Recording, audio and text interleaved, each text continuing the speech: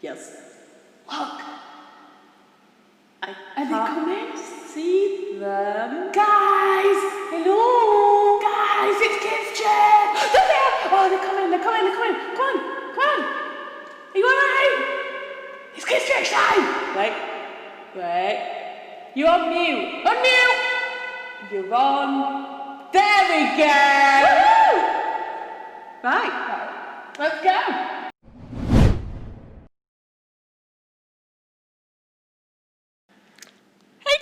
Hi guys! So, it's game time. What we're playing? We're going to play Pictionary. Pictionary. Yep, one of us will draw a picture and the other person will guess. Trying to make it as challenging as possible. And you have to guess with us. See if you can guess before we do. I think you should go first. That makes sense, as I have the pen. That does make sense. Okay, here we go.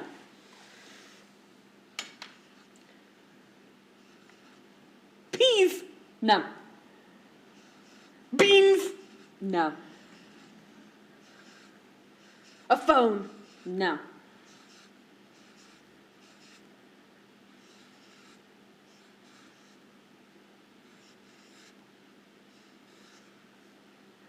A Nintendo. No. A remote control. Yes. That's good. Thank you. a I'm good going to one. finish it off.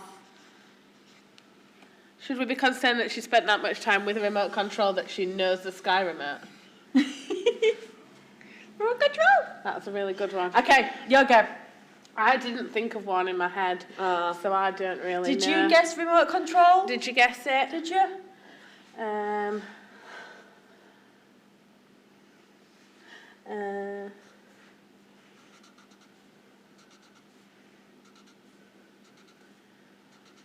A trail to entice, like Hansel and Gretel.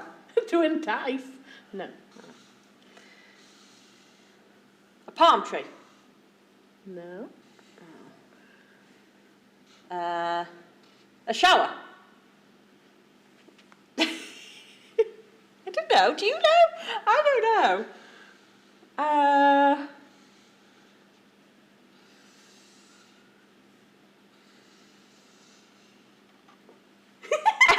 A cylinder measurer jump thing. It's a measuring cylinder. She's such a nerd.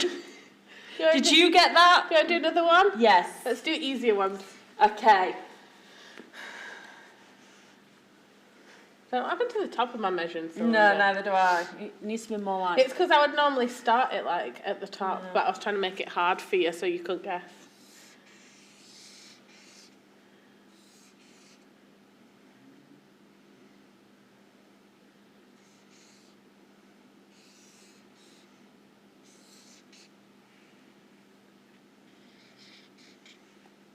The ocean. Yeah.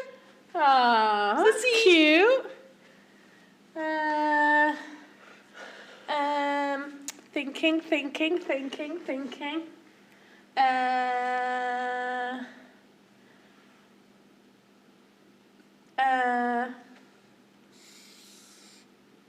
The moon.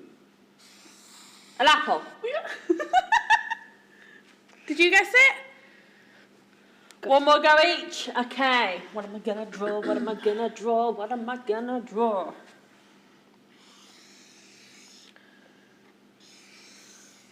The moon. No. A banana. Yes. Banana.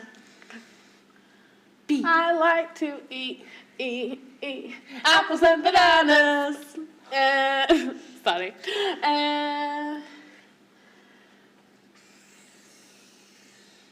Bread. A boat. A submarine. A plane. Excellent. Did you guess all of those? Did you get them quicker than we did? Do you think our drawings are rubbish? I like to eat apples and bananas. I like to eat apples and bananas. So, Last week, we started talking about the letters of the New Testament. We said that they were from Paul to different churches. And even though they were for different churches in the Bible times, we believe, which is why they're in the Bible, that they're still a message from God to all Christians today. Last week we looked at Galatians, and this week we're going to be focusing on Ephesians. Okay, it's the next book along. Again, like I said last week, it's well worth having a read right from the beginning all the way to the end. They're not very long. Okay, and just get a feel of what it's about. I'm going to focus on just a few bits, and we're going to even pop into a few other books as well. So we're going to start in Ephesians chapter 3, and we're going to read verse 17. So this is Paul praying for the Ephesians, and he says, I pray that Christ will live in your hearts because you believe in him. So if we believe God, if we put our trust in him, if we commit our lives to him, he will be with us. He will live in our hearts. That's kind of what we were talking about last week when we talked about giving our lives to God. And this confirms it, that Christ is with you. And then he goes on to talk about how God's love is in us, that will give us deep roots, that we will know how wide and long and high and deep it is. Okay? That we will understand how much God loves us. So a big chunk of Ephesians is talking about the fact that Jesus died for us, and therefore through that amazing gift, through what a churchy word would be grace, because of that grace, we can now become connected to God. We can have, it says in verse 20 of chapter 3, immeasurably more, so much more than we could even think of or hope for or even picture and imagine in our minds. It talks about in chapter 4 about us being the church, being like the body. We've done about that in kids' church before, and it goes on to even talk about the armour, which we've done before as well. Okay, but what I want to focus on is chapter 4, verse 22. Okay, it says, you were taught not to live the way that you used to. You must get rid of your old ways of life. That's because it has been made impure by the desire for things that lead you astray.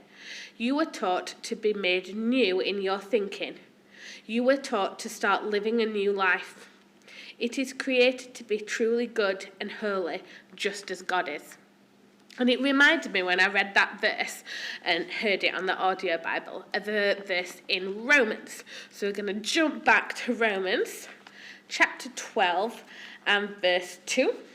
And it says, don't live the way the world lives. Let your way of thinking be completely changed. Then you will be able to test what God wants for you, and you will agree that what he wants is right. His plan is good and pleasing and perfect. In other more slightly grown-up versions, it says a weird phrase. It says, be transformed by the renewing of your mind. So when we become a Christian, it's not just about getting a new friend and the new start that brings. It's deeper than that. It's about a change that happens inside. It says in the Bible that it's like being adopted into God's family, but not just adopted in like on paper when you sign, but like becoming part of that family, like in your blood and genetics, in your DNA, in the bit that makes you you. That is changed to become like God. You are transformed from the inside out. As Jesus lives in your heart, that starts to come out in all different parts of your life. And we see that in the fruit of the Spirit and the gifts of the Spirit. It's completely changing who you are. Now, that can actually be quite hard because you have to stop doing the things that everybody else does and you have to do something new. Big posh words would be you don't conform, that means fit in, but you're transformed, you are changed. It's really easy to do what everybody else does. It's really easy to go along with the current of everyone moving.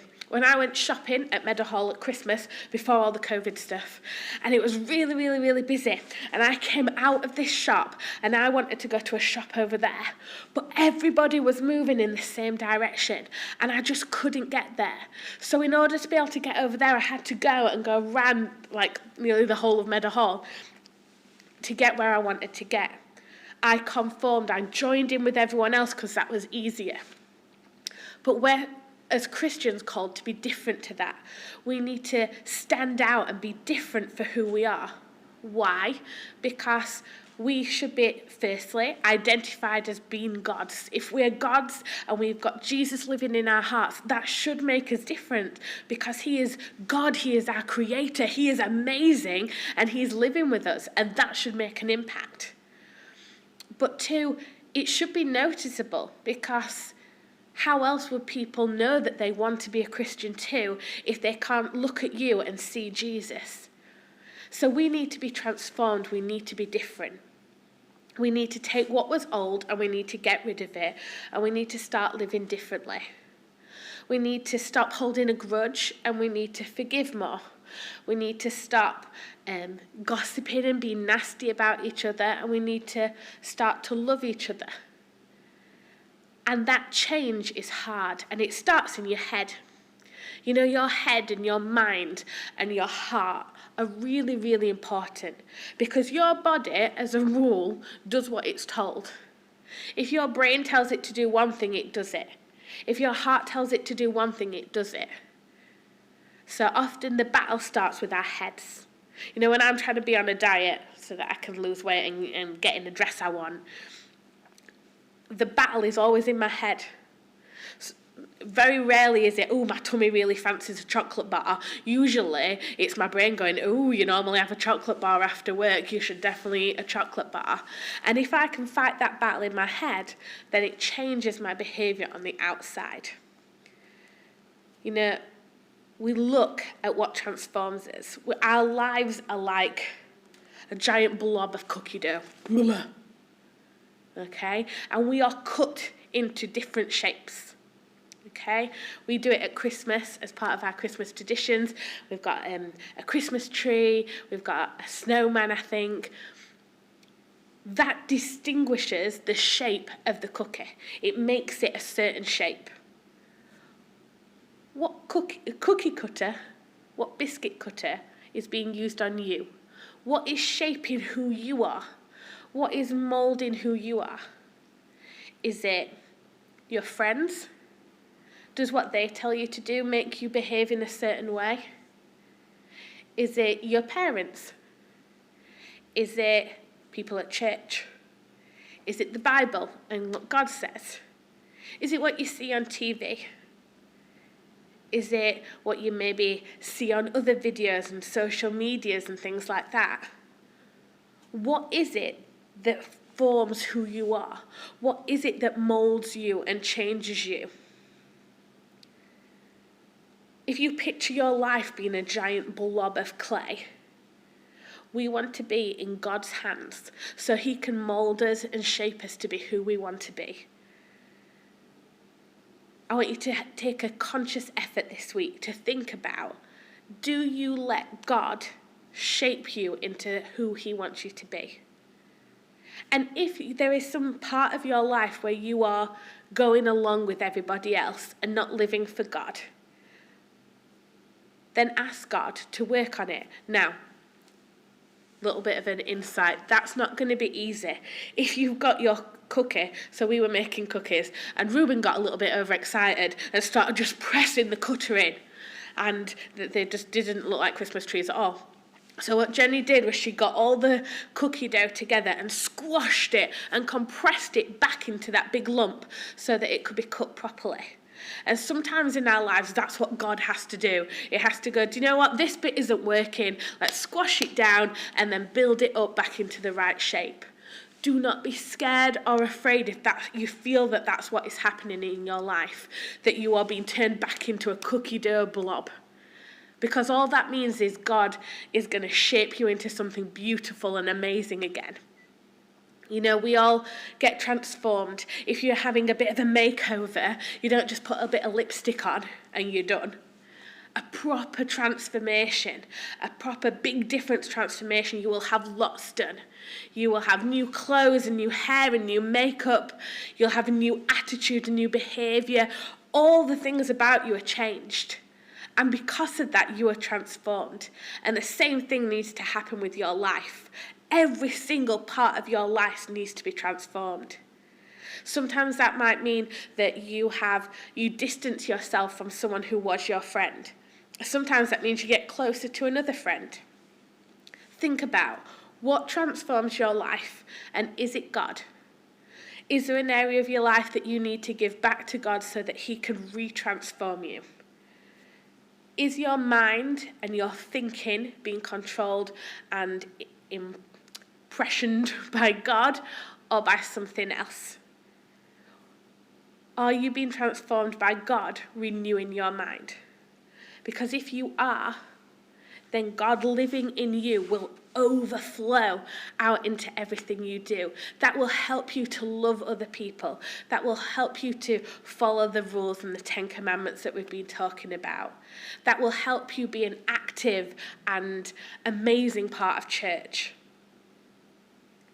Give your life to God and let him shape who you are and what you want from life. So high, you can't get over it. So low, you can't get under it. So wide, you can't get round it. Oh, wonderful love. So, what? It's time. Time for what? Another round of challenges. Oh, I'm a bit nervous. Why are you nervous? Because I don't want spaghetti hoops on my face. I love that this is spaghetti hoops Spaghetti on your hoops. face. On your face. Okay, so what is debate number 1 today? The first debate is, would you rather be the cleverest, might not be the correct English, the cleverest person in the world or the funniest person in the world? Okay. Are you going to go first? Sure. I think you should. Could we have 30 seconds on the clock, please? Okay, so I would rather be the cleverest person because then I could solve all the world problems. I would be able to help with politics and everyone arguing. I'd be able to help cure diseases like COVID and cancer and all those awful things. And if I'm clever, then I can be funny because I would get puns and that kind of sarcastic humour, and I love that kind of humour. I love clever humour. And yeah, I would just solve the world's problems and bring Jesus to everyone, obviously, as well. But yes, brains over. I wanted to say jokes, but I just pointed at your face. That was mean, guys. Don't be mean. Be kind. Okay, I am going to argue for being funny. Funny. Could I have 30 seconds on the clock, please? Okay, so here's why being funny is so much better than being clever. Nobody likes to know it all. Nobody likes that person who's like, oh yes, I know everything in the world, and I did this and I did this and I did that. Can you imagine being friends with a person who's like, oh yes, I solved world hunger? Like no one likes to show off, and if you're clever, you're a show off. Plus, being funny means people like you, and yeah, people like you when you're funny and laugh at you or with you. The main message here is being clever does not mean you can't have friends.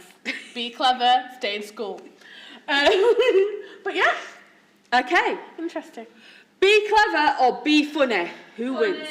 Funny! But also stay in school. Stay in school, kids. Okay. What's the next debate, Ruth? I don't know, we didn't agree. Would you rather be known for being a person of faith or a person of forgiveness? Okay. You can go first, and you can Excellent. choose whichever one you want, and I'll do the other. Okay. Could I have 30 seconds on the clock, please? I would rather be known for being a person of forgiveness, because forgiveness is love, and as Christians, the number one thing is to love other people, and to love other people, you have to forgive other people. And yes, faith is great, and it's a very important part of our belief system. But forgiveness is that active thing that you do in the world. That's what you put out in the world. That is how you change the world. And therefore, I'd rather be known for forgiveness. That was good timing. Thank you. I enjoyed it. Thank you. Okay, so I'm going to argue to be a person known for their faith. Okay, so I would be a person known for their faith because faith is about not just believing in something, but then acting on that belief. So not just believing in God, but acting that out in their life. That's what I'd like to be known for acting on all my beliefs in God, having confidence, having freedom to act, being able to forgive, not just it being a theory in your head, but acting it out. And being a person of faith is just really powerful and can impact the world with not just ideas, but with action. Good argument. Good argument. Faith or forgiveness? Forgiveness. That is Ivan! Yes! Little bit excited though, guys.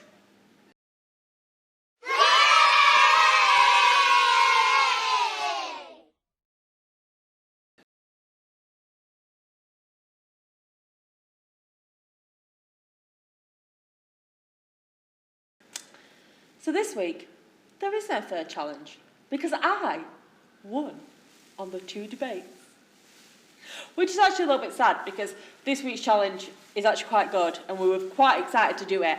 But that's fine because we'll save it for next week.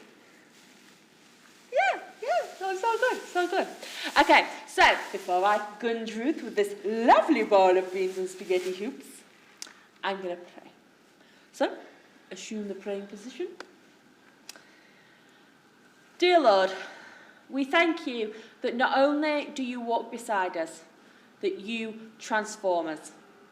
We thank you that you will mould us and change us into the people that you know we can be, the best versions of ourselves, Lord.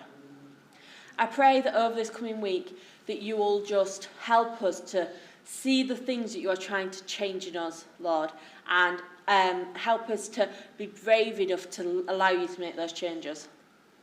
Brave enough to let you smush us all back up and roll us back out if that's what we need, Lord. And that you know the exact cookie cutter shape that you want us to be in. I also pray for everyone in schools or work, Lord, that as the corona situation kind of gets a bit weird, Lord, with different people being off school, self-isolating, and some people still being in school, Lord, that you will keep us all safe and you will help us to be as happy as possible through this weird, awkward time, Lord. And Lord, I pray for Ruth, that as she takes this gunging, Lord, she will not despise me for it, that she will still be my friend. Amen. Amen. Are you ready? Yeah. I'm excited. Wait, can you pull? We need to protect the floor, guys, because Jenny's a bit vicious when she no, that way.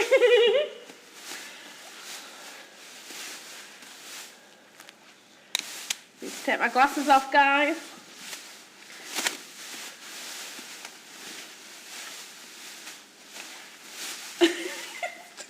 You just can't It's deal fine. with it. It's fine. Okay. With like it, are you ready? Yes.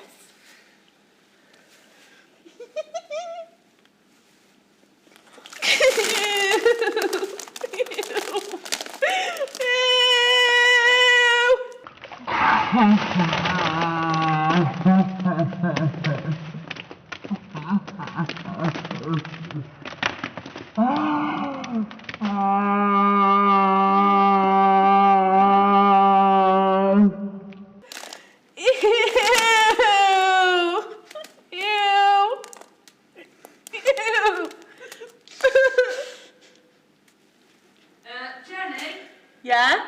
Where's my paycheck for the bribe?